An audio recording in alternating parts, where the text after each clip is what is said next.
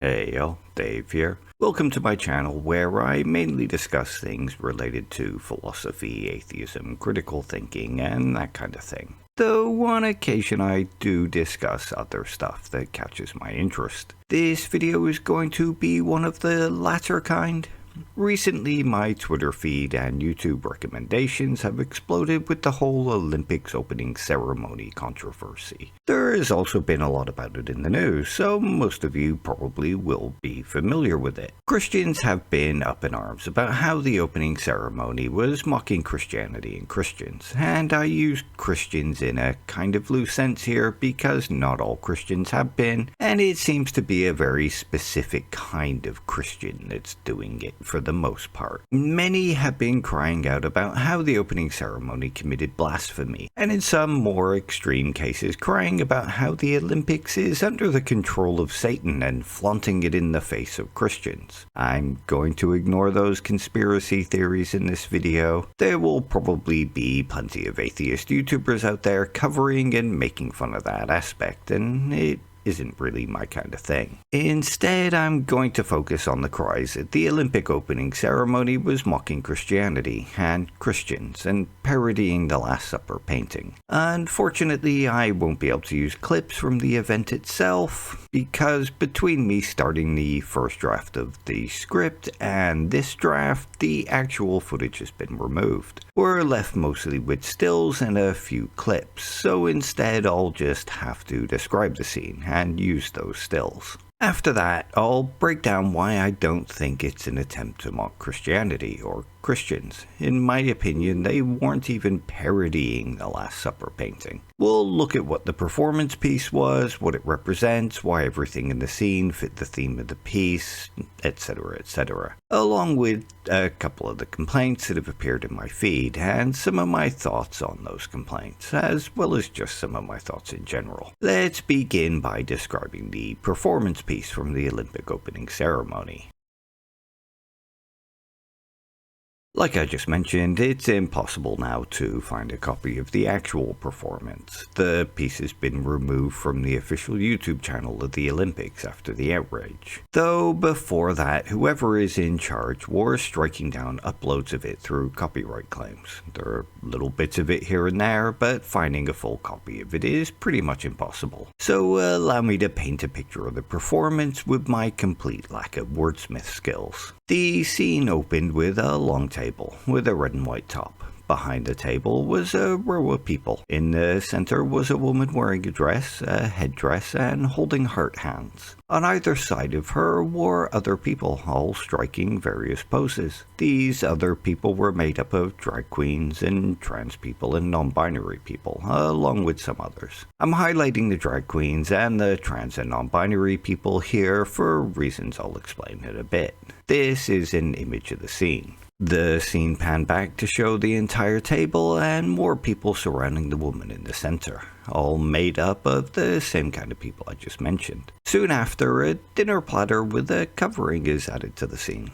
The cover is removed to reveal a very blue man. The very blue man is lying on the platter holding a microphone. He is lying on a feast made up of harvest-style foods and wearing a headdress made of grapes and other fruits. He's also wearing a belt made up of the same, as you can see in this image. This very blue man was a homage to Dionysus, as can be seen in this tweet from the official Olympics Twitter account. The very blue man then breaks out into a song about tolerance and the absurdity of violence between humans, as can be seen from the tweet, which makes the response to the scene somewhat ironic, really. That the very blue man breaks out into a song is unsurprising considering the man is the singer Philippe Catherine, someone known for these kind of performances. Dum dum dum dum dum dum. Bonjour, je suis la reine d'Angleterre, je vous chie à la reine.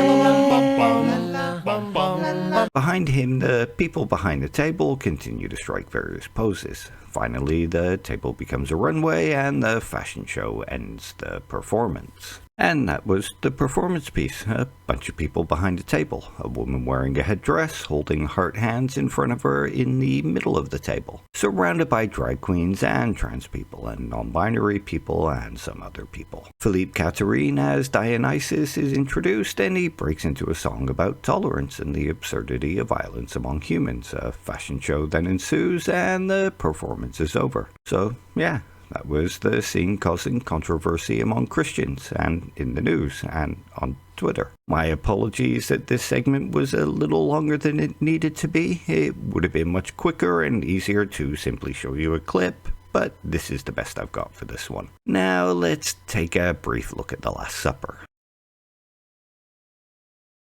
I won't dwell on this one too much. Most of us will already know what the Last Supper is and what it looks like, but for the sake of completeness and clarity, it's just worth taking a quick look at. The Last Supper is an artwork that comes to us from the great Leonardo da Vinci. It was painted between 1494 and 1498 and considered one of the great artworks of history and art culture. It's housed in the refectory of the convent of Santa Maria del Grazie in Milan. The painting is not considered to be a holy relic or anything like that. It's simply a painting that Da Vinci was commissioned by Ludovico Sforza, Duke of Milan, to create as part of the renovations of the church. For further history lessons on the painting itself, please see the links in the description.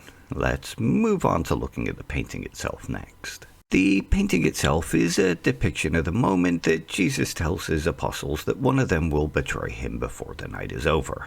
As can be seen, it shows Jesus sat at the center of the table, with his apostles either side of them, each apostle in a different pose, with the poses being their reaction to the news announced by Jesus. Talking to each other, gesturing in various ways, and the like. There are 6 on either side of Jesus. The table is covered in a white cloth and plates and food are laid out in front of the people across the table. There isn't really any need to go into discussion about who each apostle is or anything like that. All we're really concerned with is the image and the aesthetic for this look. So yeah, that's really it for this section. A brief look at the painting will suffice for what comes next, and what comes next will be a comparison between the aesthetic of the painting and the aesthetic of the performance piece in the Olympics. After making this comparison, we'll move on to breaking down the theme of the performance piece of the opening ceremony.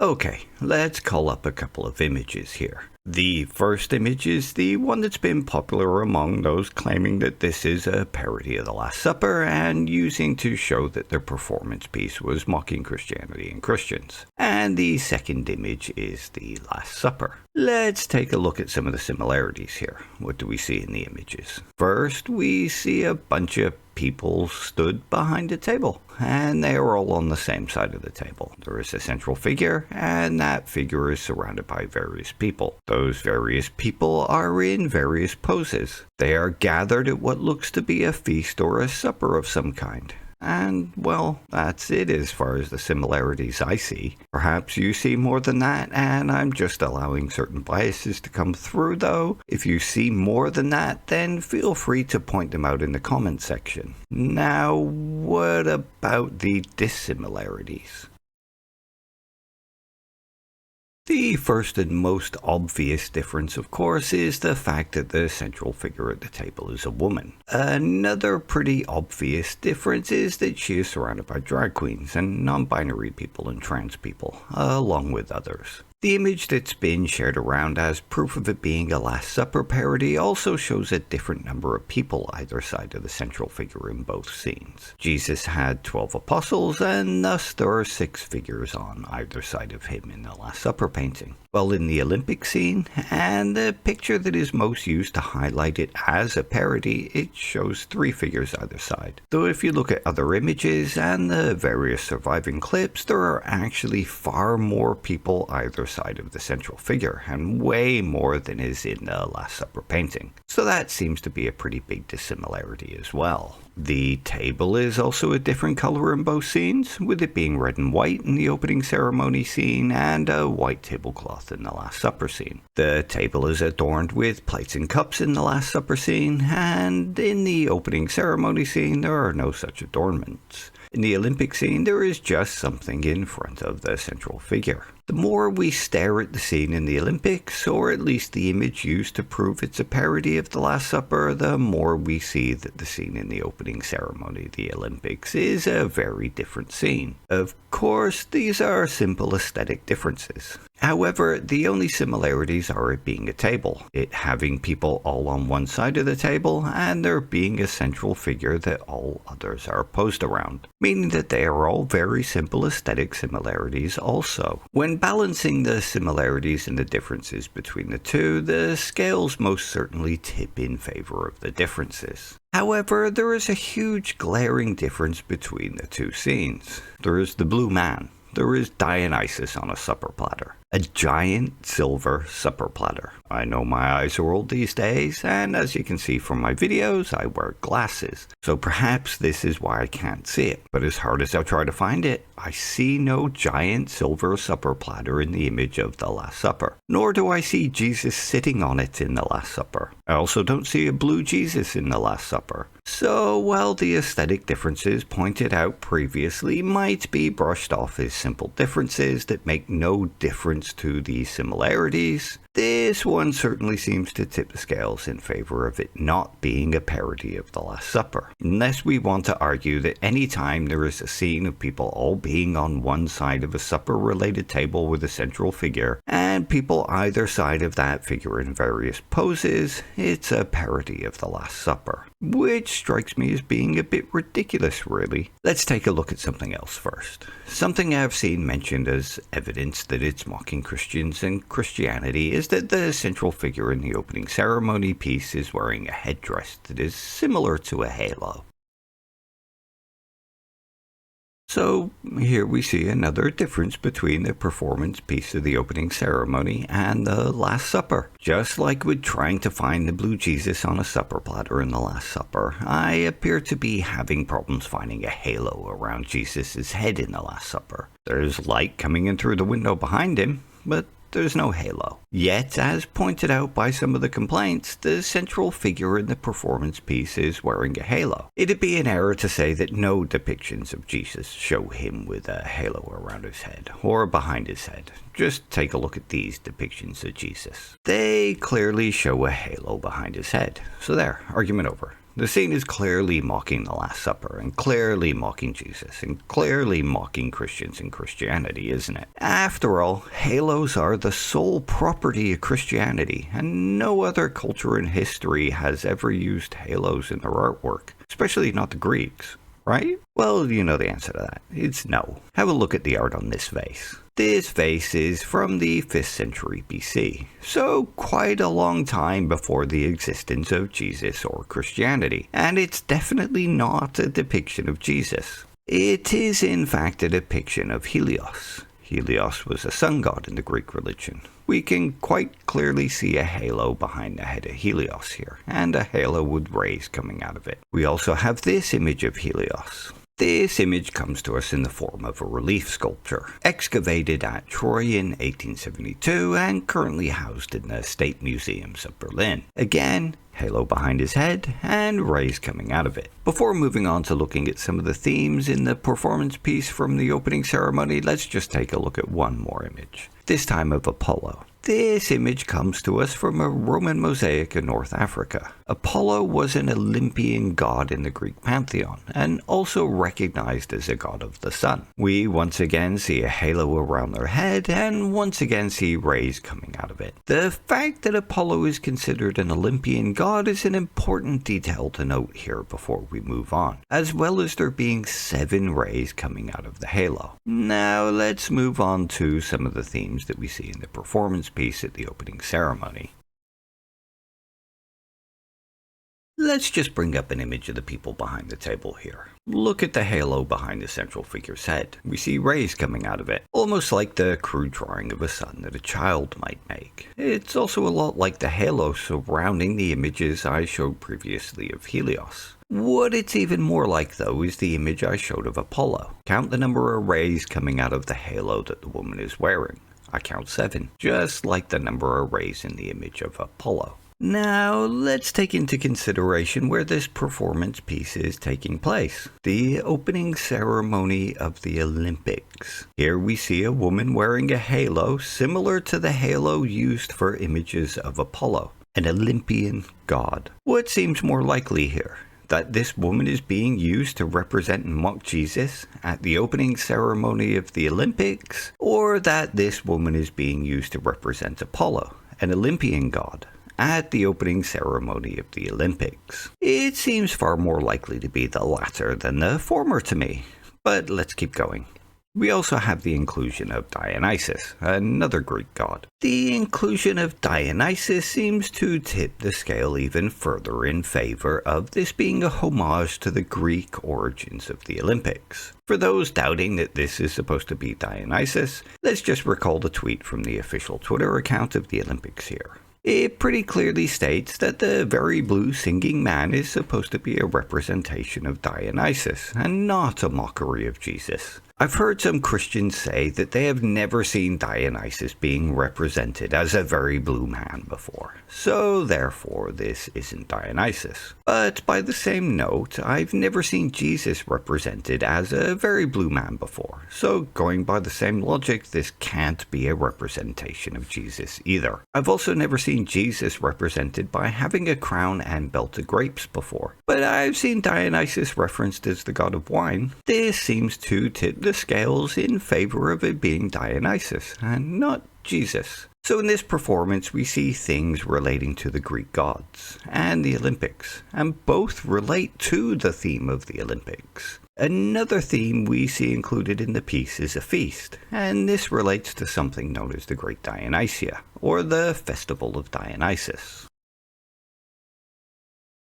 The Great Dionysia, also known as the Festival of Dionysus, began in the 5th century BC in Greece. Surprising news that a festival dedicated to a Greek god began in ancient Greece, I know. As with anything, when it comes to history, ceremonies, and festivals, there is a lot of information and detail. Much of it not relevant to this argument, so I will sacrifice finer details for the running time of the video. However, the festival involved putting on plays, both tragedies and comedies. It also involved chorus leaders dressed in their finest gear. The poets and flute players offered both their musical and lyrical services. This sounds kind of familiar, doesn't it? It sounds almost like the very little play that was put on, as well as the opening ceremony of the Olympics in general. This scene involved Dionysus, and a festival feast, and songs, with the song being a song of both comedy and tragedy. There are people dressed in fine clothes, and the scene changes to a fashion show, almost as if the entire scene was a thoughtful, clever, and well-constructed homage to ancient Greece and the origins of the Olympics. What are the choice of the people behind the table, though? After all, it was made up of drag queens and trans and non-binary people. Clearly, that was simply a mockery of Christianity in the Last Supper, and nothing more than a display of what is being called wokeism. Well, let's take a look at the choice of people. Well, let's consider the history of theater for a moment here. We'll begin with the Great Dionysia. As mentioned, plays were put on during the festival, which meant that actors were needed for said plays too, of course. During these plays, citizens rather than professional actors were chosen to perform the plays. All of the citizens chosen were male, and their performances would include males portraying females. As most of us will already know, this is a tradition that persisted in theater for over 1,000 years. I will leave a link to some information on that in the description for those of you who are interested. However, putting men in women's clothing is nothing new to performance arts going back thousands of years, including the Great Dionysia, meaning that having drag performers in there is not out of line with the performance piece itself. That's not to say that this is the only reason driving the inclusion of drag artists here. It would be silly of me to argue that, and I will expand on their inclusion a little later. For now though, it is nothing out of character for a homage to ancient Greece and the Great Dionysia to have men in women's clothing. And with the fashion element of the Dionysia, it is also not out of character to have them dressed in fashion. One of the reasons I say that the tradition is not the only motivation for having the drag queens behind the table is that we do have women behind the table too. It's a woman that is in the center of the table after all, with the woman being a kind of portrayal of the Greek sun god, which seems fitting to me. Having a representation of the Greek sun god at the center of a table portraying a feast fits the aesthetic of the scene in general. After all, the sun is at the center of the harvest feasts. What about the non-binary and trans people though? Well, they too fit the theme of the theater, and of Dionysus. In ancient Greece, Dionysus was portrayed a couple of ways, both as a bearded man and also in a more effeminate and androgynous way. So having trans people and non-binary people fits this theme of Dionysus. Not only does it fit this theme, but it also fits the theme of ancient theater in general, where gender norms were more fluid, and with that fluidity being accepted within the setting of theater. The choice of people behind the table simply makes sense within the theme of the scene. Once again, it is a clever and thoughtful choice considering the tradition it is paying homage to. Next up, let's take a look at one of the common complaints that I've seen floating around since this event, and in doing so expand on another thing I mentioned, that there was more to including drag queens, trans people, and non-binary people. So I'll do that now, as it also gives me a chance to comment on that complaint that I've seen.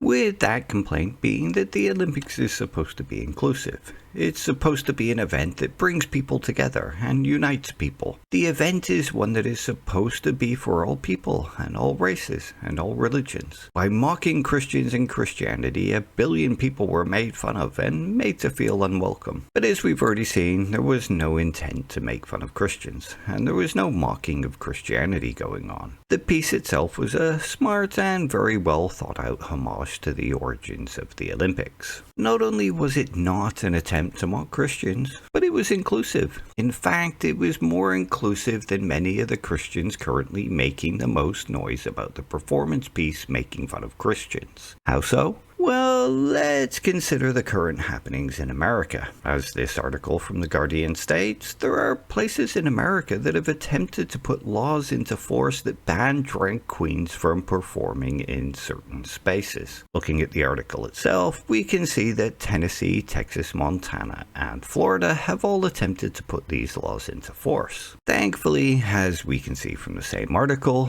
those laws were struck down. Republicans in America have also stated that they will continue to push for these bills to be enacted. In America, we have also seen pride events have to be evacuated because of far-right protesters. And here is another pride event where far-right protesters planned on disrupting it. It's not just America that it's happening in either. Here is a headline from the UK where an event in Salisbury was disrupted by far-right protesters. Hell, it's gotten so bad that Turning Point UK, an offshoot of the American organization, will organize protests against events that don't even exist, as can be seen here. In America and the UK, there is an attempt from groups of people to make sure that drag queens and trans people and non-binary people are removed from the public space. If we look at Project 2025, we can see a concerted effort to demonize gay, trans, and non-binary people and remove them from the public space. As stated in this report from the Council for Global Equality, Project 2025 demonizes the transgender community, equating transgenderism with pornography on the very first page. Wherever we look, we see people not only trying to exclude drag queens and trans and non-binary people, but trying to criminalize their existence. Hell, I've even had people come to my channel and leave comments trying to start arguments about the existence of transgender people. So yeah, there is a lot of non-inclusion going on when it comes to drag queens and trans and non-binary people. And what better place than an event meant to be inclusive to all to include them? If the Olympics truly is supposed to be a place meant to unite people, then isn't including them in a performance piece in the opening ceremony in the spirit of the Olympics? When I mentioned earlier that I thought there was more to including them, I think this is a part of it. Those who argue that the Olympics are supposed to be a place where all are included make the case for their inclusion in a performance piece for the opening ceremony, especially during a time when there are many pushing for their erasure and their demonization. Sure, you could argue here that by including them, you are risking the wrath of those who are pushing intolerance towards them, as well as excluding them. But I'm somewhat reminded of Popper's paradox of intolerance here. Most of us will already be aware of the paradox of intolerance. For those who aren't aware, though, it was something put forward by philosopher Karl Popper. As can be seen in the Wikipedia article about the topic, the paradox argues that if we are tolerant of the intolerant, then the intolerant ultimately dominate over the tolerant and eliminate the practice of tolerance. And many of the complaints surrounding this event seem to be about wokeism gone mad. In other words, many of the complaints are about the inclusion of people that many would rather be excluded. Without meaning to sound rude, I'd rather be inclusive of drag queens and trans and non-binary people than give in to the demands of those who prefer they be excluded. Those who prefer to exclude them can exclude themselves from the festivities because of their principles, while excluding them in order to accommodate those that are intolerant removes that choice from those the intolerant would rather remove. An event meant to be inclusive to all should promote the inclusion of those that many would rather were excluded, at least when those people are not committing harm or not behaving in criminal ways or not promoting violence. Anyway, I've been rambling for a long time. When I first began this script, I meant only to point out that the performance was not mocking Christians or Christianity, but apparently I had a little more to say on the matter than that. Before I wrap up completely though, I just want to mention something else. I want to talk about it being inspired by Da Vinci's artwork. So, there have been mixed reports about the performance piece being inspired by Da Vinci's artwork. Some reports have stated that the art director claimed to have taken inspiration from Da Vinci, and some have stated that the art director took inspiration from the artwork The Feast of the Gods. For the sake of argument here, let's just say that the art director did take inspiration for the aesthetic of the performance piece from The Last Supper. Let's just say that the name of the performance piece proves that it took aesthetic inspiration from Da Vinci's artwork. Where was the mocking of Christianity?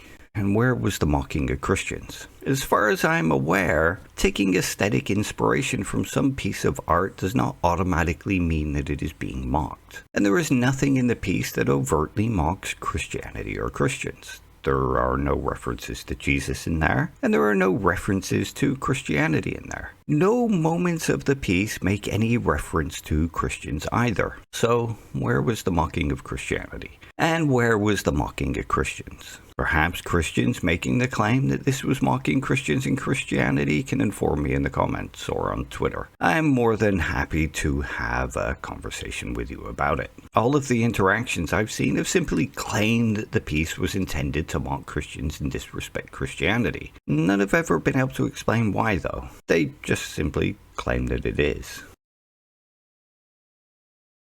Anyway, I'll wrap it up here. There is a lot I have to say about the response to this performance piece beyond what I've said here. For those who are arguing that it's wokeism gone mad, let me grab my tiny violin to accompany your complaints about it. You know what this is? You will also have to wait while I grab my shovel though, because I'll need to dig a long trench so you can cry me a river about how upset you are that people you want excluded from society have been included. Well, you can cry me a river. I'm generally more than happy to stand up for Christians when they are unnecessarily attacked. Hell, I do it all the time in my videos here on YouTube and on spaces like Twitter and Facebook. I will speak up very loudly when Christians are called mentally ill for believing in God and that kind of thing. In this case though, I'm finding it very hard to want to stand up for Christians. I simply don't see any mocking or insulting of Christianity or Christians in this performance. What I do see is an irrational response. Something akin to the complaints of there being a war on Christianity because people say Happy Holidays instead of Merry Christmas. Look, I agree that Christians shouldn't be mocked at an event like the Olympics. The Olympics is not a place where anyone's religion should be mocked. In this case, though, I'm finding it very hard to see the mocking. Is it because it took inspiration from the Last Supper? If that's so, then I'm still finding it very hard to see where the mocking is.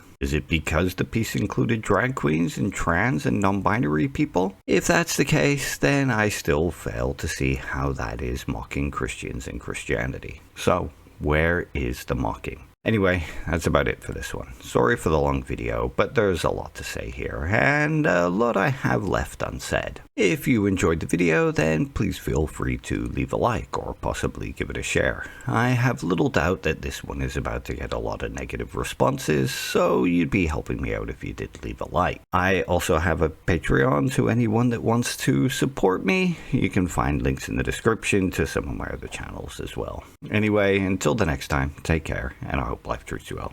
Bye.